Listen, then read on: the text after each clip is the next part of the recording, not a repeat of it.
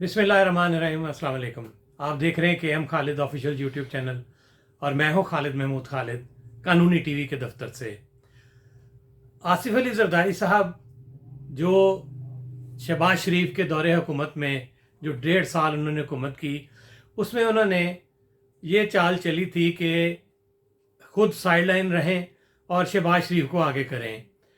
जो भी इंतज़ामात हो रहे थे मुल्क के चलाने के और जो किसी की किस्म के इल्ज़ामात आने थे वो शहबाज शरीफ पे आते रहे और जरदारी साहब साइड पे रहे कि जी हम कौन सा हुकूमत में हैं।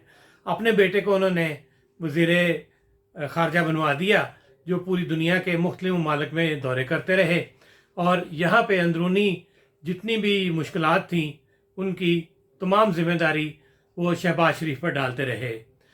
जब इक़्तिदार से अलग हुए तो उनका यही ख्याल था कि अवाम इनसे मुतनफ़र हो जाएगी और पीपल्स पार्टी के लिए रास्ता साफ़ होगा और इंतखाबात में पीपल्स पार्टी काफ़ी बड़े मार्जिन से आगे आएगी। लेकिन शहबाज शरीफ भी पुराने सियासतदान हैं। उन्होंने नवाज शरीफ के साथ ऐसा प्लान किया कि नवाज शरीफ पाकिस्तान वापस आ गए और जो गिरता हुआ ग्राफ था नून लीग का वो एक दफ़ा फिर 100 पे अचानक पहुंच गया और ये वापसी बहुत ही परेशान कुन थी आसिफ अली जरदारी साहब के लिए जिन्होंने कोशिश तो बड़ी की कि अब नवाज शरीफ की पार्टी के साथ इत्तेहाद कर लें, लेकिन ऐसा होना मुमकिन नज़र नहीं आ रहा।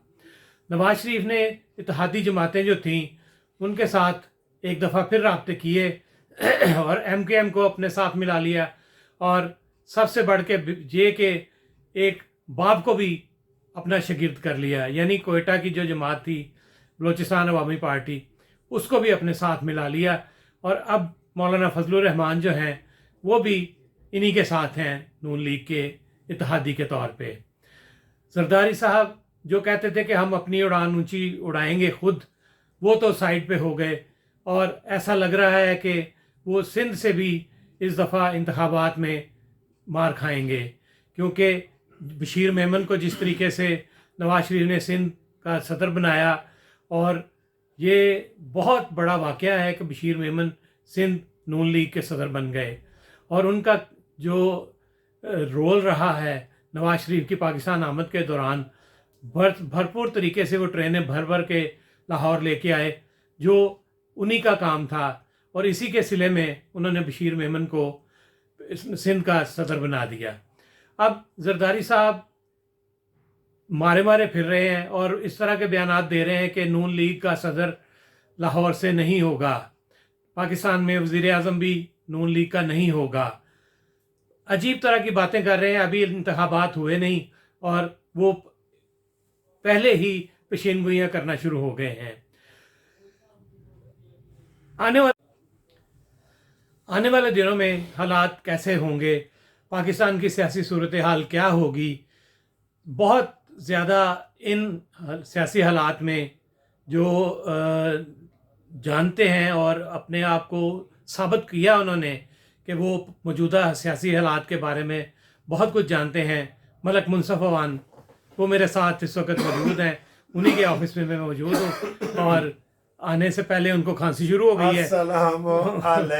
वालेकुम सलाम जनाब मलक साहब, कैसे है सर? खैरियत है? ठीक है। काफी दिनों के बाद आप हमारे दफ्तर आए हैं जी, इतनी प्यारी सियासी गुफ्तगू कर रहे हैं। अब हम तो आपके के सामने तिफले मकतब है। अच्छा जी, क्या बात है। इससे भी बढ़ के कोई लफ्ज हैं तो वो भी निकालें। अच्छा जी, बड़े मजे की बातें कर रहे थे कि जरदारी साहब ने जो पूरी गेम चलाई है ना वो उसके उलट हो गई, सारी की सारी उलट हो गई। अब सिर्फ जरदारी तन्हा रह गया है। हम तो वो कहते हैं ना प्यार में तन्हा रह गए। सॉरी, मेरी खांसी जरा आ रही थी। जरदारी की सारी प्लानिंग एक तो शहबाज शरीफ ने उल्टी है, दूसरा ये कि नवाज शरीफ साहब जो पत्ते पे पत्ता फेंक रहे हैं ना सर, मेरे ख्याल है चारों यक्के के पत्ते उसके पास है, चारों के चारों उनके एक पास उसने है। फेंक दिए है सिंध में, MKM साथ मिला ली, سعد رفیق اور ایاز صادق کل کے ڈیرے ڈال کے وہاں بیٹھے ہیں جی اور انہوں نے کہا جی اسی ادھر تک بیٹھے ہیں جدوں تک سانو اتوں وڈی ہاں نہ ہوگی. وڈی ہاں ہو گئی ہے. وڈی ہاں ہوگی.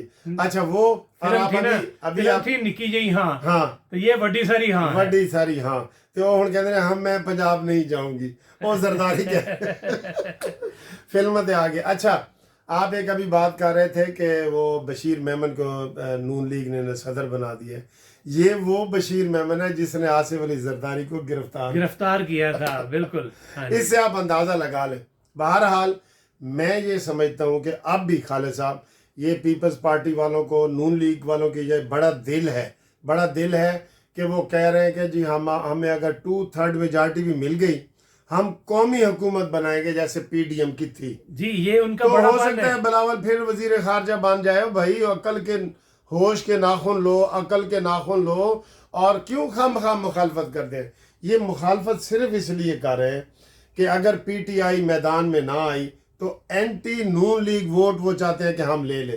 اس سے آپ کو کوئی فرق کیا پڑنا ہے؟ دیکھیں میں یہاں یہ آپ کو بتانا چاہوں گا کہ تحریک انصاف کو وہ چاہتے ہیں پیپلز پارٹی والے کہ وہ انتخابات میں شامل ہوں کیونکہ وہ چاہتے ہیں یہ سر اوپر سے ہی کہہ رہے ہیں ووٹوں کے لیے بس. نہیں وہ دیکھیں نا اگر وہ آئیں گے تو اس وقت گراف بلا شبہ نون لیگ کے حوالے سے اگر دیکھا جائے تحریک انصاف کا تو جو سروے ہو رہے ہیں اس کے مطابق تحریک انصاف کا ابھی تک ووٹ بینک موجود ہے. اگر وہ انتخابات میں نون لیگ کے خلاف کھڑے ہوتے ہیں اور چند سیٹیں لے جاتے ہیں تو پھر زرداری صاحب دیکھیں گے کہ وہ انہوں نے کس کی طرف جانا ہے, تحریک انصاف کی طرف جانا ہے یا نون لیگ کے ساتھ. ابھی جیسے آپ نے کہا ہے کہ نون لیگ کا گراف پھر 100 پہ چلا گیا اور وہ دیکھیں نا اب بلوچستان جا رہے ہیں. جی کوئٹہ جا رہے ہیں باپ کو نیچے لگانے کے لیے سر جی باپ کو جی شگرد بنا لیا انہوں نے باپ کو بھی. نواز شریف دیو جے بندے جڑا پیو نو بھی قابو کر لیندے کسے دے پیو نو اپنا تو نہیں نا کسے دے پیو. تو جناب باپ کے حوالے سے بھی دیکھیں سندھ میں ستہ خیراں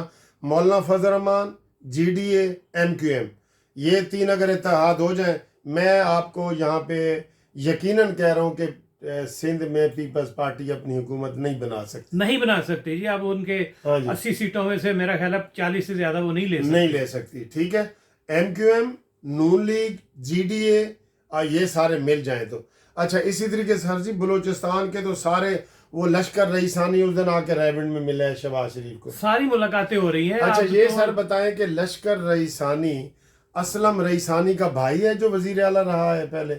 یہ رئیسانی فیملی جو ہے نا یہ سیاست میں اس کا بہت بڑا کردار ہے بلوچستان میں. تو رئیسانی فیملی اور بسنجو فیملی اور یہ لوگ یہ بھی سارے آ رہے ہیں. تو بلوچستان بھی نون لیگ کے حق میں, سندھ میں بھی نون لیگ اپنا حصہ ڈال رہی ہے. کے پی کے میں انہوں نے مولانا فضل الرحمان سے بات کیے ہوئے تو پھر پیپلز پارٹی کتھے جی وہ پنجاب میں آنے کی خواہش مند تھی اور تو وہ تو میں نے کہہ دیا میں پنجاب نہیں جاؤں گی. یہ پیپلز پارٹی کے لیے میں نے کہا ہے وہ پنجاب میں آ ہی نہیں سکتے. دیکھ رہی تھی کہ ان کا آخری جو جلسہ ہے نا میں خالد صاحب بتا دوں آخری ان کا خوشاب میں جلسہ ہوا تھا وہاں پہ 246 پولنگ سٹیشن تھے تو ان کے 240 ووٹ نکلے یعنی ہر پولنگ سٹیشن پہ ایک ووٹ بھی پورا نہیں نکلا. جی چلیں اتنا ایک ووٹ تو ملنا چاہیے. اتنی بڑی جماعت تو اتنی بڑی جماعت ہے بھائی تمہیں کیا پڑی ہے کہ تم پنگے لے رہے ہو نواز شریف سے. وہ اتنی مصیبتیں کاٹ کے آیا ہے. عمران خان کے دور میں جتنی نواز شریف اور مسلم لیگ نون نے مصیبتیں کاٹی ہیں زرداری صاحب آپ نے کاٹی ہیں لیکن آپ کی وہ وہ اونٹ کے منہ میں زیرہ جیسے ہوتا ہے نا وہ والی ہیں. اصل تو تکلیفیں نون لیگ نے کاٹی ہیں اور اب نون لیگ آ رہی ہے. اب یہ اس کے اوپر الزام لگا رہے ہیں کہ وہ پہلے عمران خان لاڈلا تھا اب یہ لاڈلا پلس ہو گیا ہے. دیکھیں جی یہ نواز شریف کو یہ بھی ایک بات چبھ رہی ہے کہ ان پر الزام لگ رہا ہے کہ یہ اسٹیبلشمنٹ کے آدمی ہیں. ان کو عمران خان کے بعد نیا لاڈلا قرار دیا جا رہا ہے تو وہ نہیں چاہتے کہ یہ ٹیگ ان کے اوپر لگے.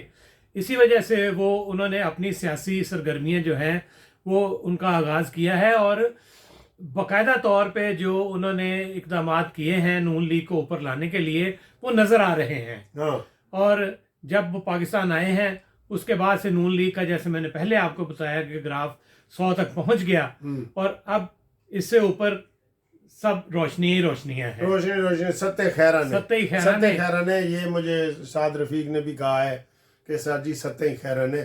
तो बहरहाल नवाज शरीफ कोई कासा लेके एस्टेब्लिशमेंट के पास नहीं गया, एस्टेब्लिशमेंट की मजबूरी बन गया। देखें जी, ये आसिम मुनीर का, चले मैं नाम ही ले देता हूँ, आसिम मुनीर है, ये वही शख्स है जिसको इमरान ने कहा था कि इसकी जनाब इसको छुट्टी करो।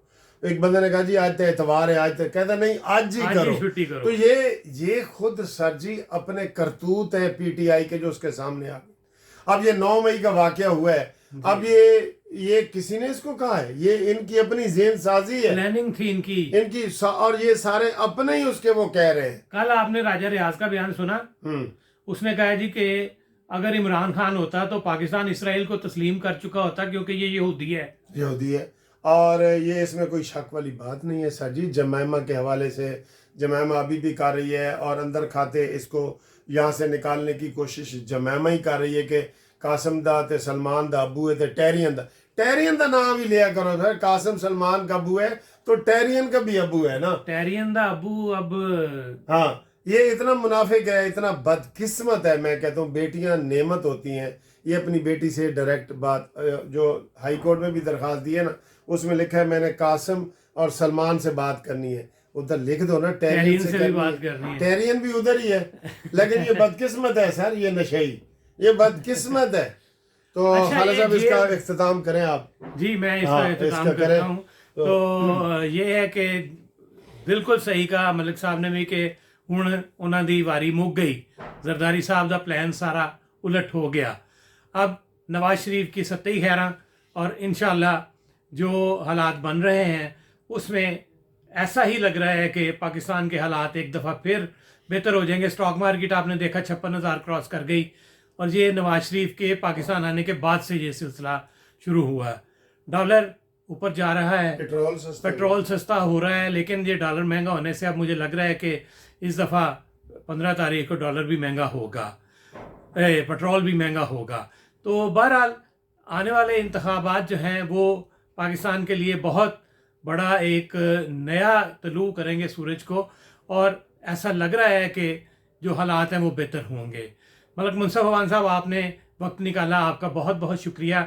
और मैं उम्मीद करता हूँ कि आने वाले दिनों में नून लीग की जो हुकूमत बनेगी वो मुल्क की बेहतरी के लिए पहले से बढ़ के काम करेगी। आपको मेरी वीडियो पसंद आई हो दोस्तों तो उसको लाइक कीजिए और इससे अपने कमेंट्स ज़रूर दीजिए अपनी शख्सियत के मुताबिक। इसके साथ साथ मेरे चैनल को सब्सक्राइब करना मत भूलिएगा।